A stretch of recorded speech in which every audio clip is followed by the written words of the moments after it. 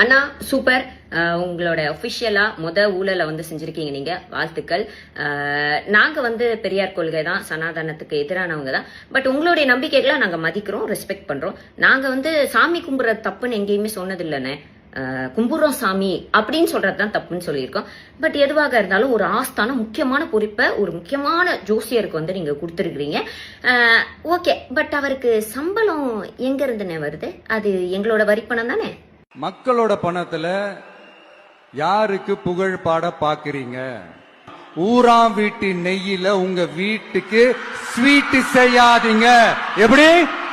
ஊராம் வீட்டு நெய்யில உங்க வீட்டுக்கு ஸ்வீட் செய்யாதீங்கன்னு அர்த்தம்.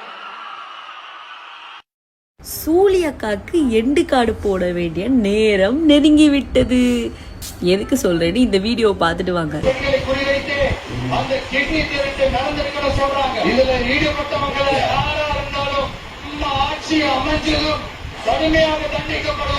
நீ பேசின பேச்சுக்கெல்லாம் அவர் ஆட்சிக்கு வந்த உடனே உன்னை கிட்னி திருடி கேஸ்ல உள்ள போட்டு முடிச்சு விட்டுருக்கணும்.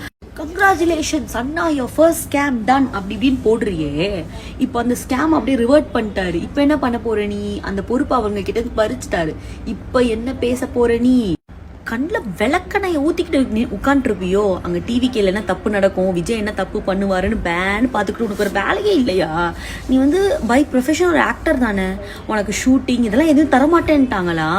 கண்ணில் விளக்கணையை ஊற்றிக்கிட்டு நினச்சி பொட்டச்சிக்கிட்டு வர ஏதோ ஒரு தப்பு பண்ணிட்டாங்க அப்படின்னு சொல்லிட்டு வீடியோ போடுறதுக்கு 2.5 வயசு குழந்தைய ரேப் பண்ணும்போது வரல, ஊழல் நடக்கும்போது வரல, அதுக்கப்புறம் நிறைய விஷயங்கள் நடக்கும் போதெல்லாம் ஜூலியாமா பொத்திக்கிட்டு இருந்தாங்க. இப்போ டிவிக்கை பற்றி பேசுறது, விஜயை பற்றி பேசுறதுனால உனக்கு ஒரு அங்கே ஸ்பாட்லைட் கிடைக்கிறதுனால நீ இதுக்கு என்ன வேணா பேசலாம்னு நினச்சிக்கிட்டு இருந்தேன். ஜூலி நீ காலி. ஏன்னா இப்போ அவர் சிஎம். ஸோ சிஎம் எதுக்குற அளவுக்கு நீ ஒரு ஆளே கிடையாதுன்றதை நீ உணர்ந்து கொஞ்சம் அடங்கி போனா உனக்கு நல்லது, உன் வாழ்க்கைக்கு நல்லது. ஸோ பல இடத்துல பல தப்பு நடக்குது சூலி. நீ எல்லாத்தையும் கேள்வி கேளு. எதுக்கு விஜயே நோண்டிக்கிட்டு இருக்க?